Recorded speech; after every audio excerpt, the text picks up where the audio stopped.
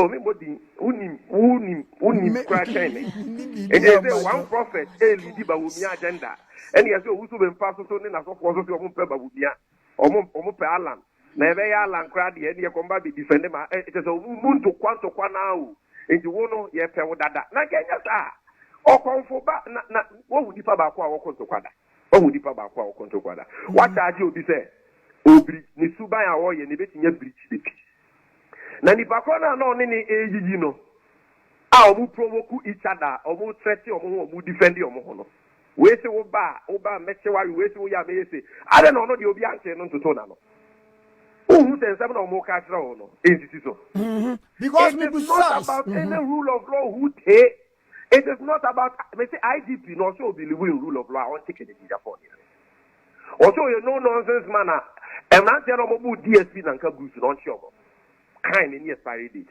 Now, what you are more attacking a court of competent jurisdiction will come up. What do you want to come talk about? Maybe so who's the Panama who can hear you? So, yes, one for the one more and Sam Mahama and the cousin answer now and go Munyan say, it's almost Nanyao. So, be Piaba was answered by the NPP. Juma. I don't want to take it. Now, maybe I'm not question you, but maybe you have a point in the say.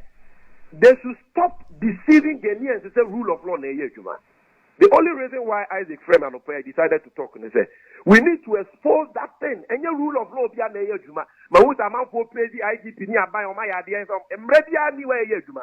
And right here Juma and go away what a chill book and can you be me? And your Emredia near Juma MPP Muntoquana between Asofwani and Asofwa Bawomiania land. Yes, also been pumped away.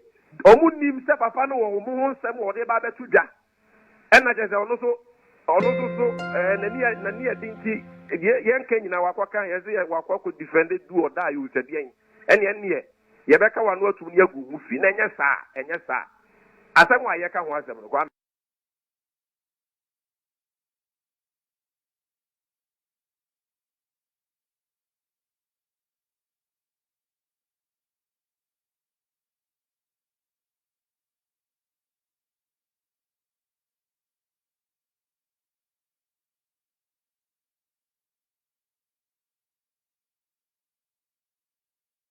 Listen, sometimes look, Opa, your research a whole month, tie a year Otabel of the day.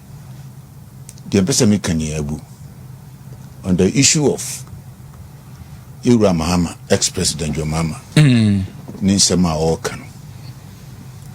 The Ambassador Mekani, MPP as a party, na ye Ghana, the CI no.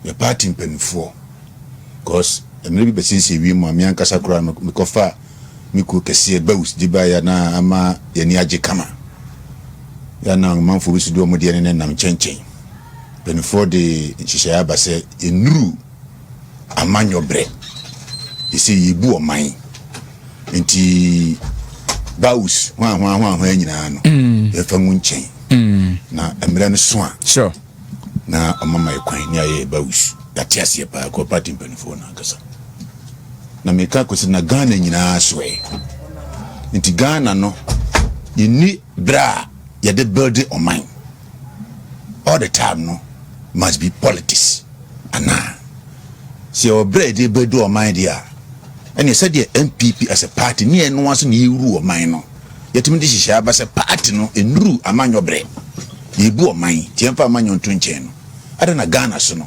yemfa sanhie ni bimba na yehu se from this time of the day to that period of time memo yenkoma yedi so your opposition so your hwan yenkomu nyina and center on the building of the nation if say election no ukọ election say wo petumi e dia ba bebu o man no so what you say nti etu abani wi a election akoda na nka dia aka no memo opposition now provide alternative governance now the shisheba oh aban baby o fe hade eye na nka mo tre no fa ne say kakra that's opposition no opposition say woni tuasa aban no ya de pa na so yese de tu futu Ghana for na tell you are poised for power but you are not poised for development of the nation there now when you be say to abama adi akunya sha wonsa so what I say because obi a also be Ghana kunye dey say respecting the laws of the land. You must respect your president and the government of the day. Nti say who abuse the powers of which who such an ambition to come and have that power to lead the nation. Let's also for buo mamra, for buo ma police, for buo ma all the institutions. You don't qualify to rule the state.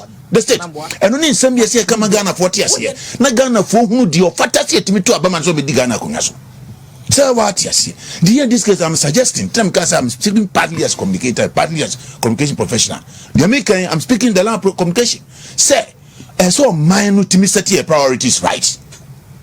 At what particular time and I see a politics? At what particular time and I see a building nation? It's all your opposition party. Now when you're why you so contribute to the building of the nation, what can say letter commission crano? So to me, I receive who class I'm not ballot paper. If so don't think of the nation. Or manifest, you see in everything, Ghana first.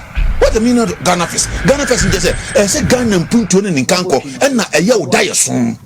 Na mnero do see be pa konwa na enama no mo pa bia Ghana fo hu se hu tumo man no wodwene wo mo ho ne sa de benti no wotimi akonsider to abana ma so na me cho no ye we mama yewra ex president ne se ma okan mpo wakan sam Ghana man no a wo so pese obedi wo mo so no se asem na okan entwa yi twisan wo se mi gira de mi gina uti nipa wetintintinti sa nipa we no ene wono no simbre bi ba oba be ka se to obama no matena konya no so owo position kura na all party ankode ahobrase ene be pe no wajuru gina akon ho wo hwiri o gina akon na de 2 mini manual ya 2 mini nyina be di ne sem no e ho na be ka se obedie enti say it is hard time say you synthesize Ghanaians no mo hu nipa o ka se etie no ene di on ka se etie no Eish ni say hwe mama yewra ni sem a wo ka no enye politics o we shouldn't take it as politics.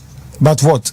We should take it as obia ni pe bia or person of the Ghana ko yenim. Hey, I'm telling you, politics no dia you fan to change. So our can should be about a president agenda 111 na so for the politics but me ni problem on home. So me ni problem on home. Na mom so ultimate kasa call for mayhem. Now person will tamper with the peace of the nation. Dear, we no be say so asam so say politics na way. Never. The whole Konyinan obi kura you coup. Yeah, UN. You. Who said ne krano? President me verse what you say? Now who the Ghana justify. Sa coup no my no. Hey papa. Who some Konyina kura say the person who say nka bi kura Ghana. Now okasa asem we ya. Ne anya bre. Ne discuss no. Na ya ni age ho. So what you say? The person me kan yi. Nana Dako Kufuor is the president of the state. When na pan for no more adwuma no state no so ya chichem into facets institutions emu miensa and the police, the national security, and then the police, national security, and the interior, and the interior ministry. But what you say no share internally yambambo ehun someone hweso assembly obi fi no mo kabia listen no Ghana constitution no there is some code to be that's a provision in the constitution will say the law is no respecter of person. Sure. So must we say Obidi was a political spectacle. He has been vice president before. He has been president before. Are you calling for the arrest of the former president? What I'm trying to say is I'm not calling for the arrest. But what I'm saying, I'm synthesizing, I'm drawing the attention of the security apparatus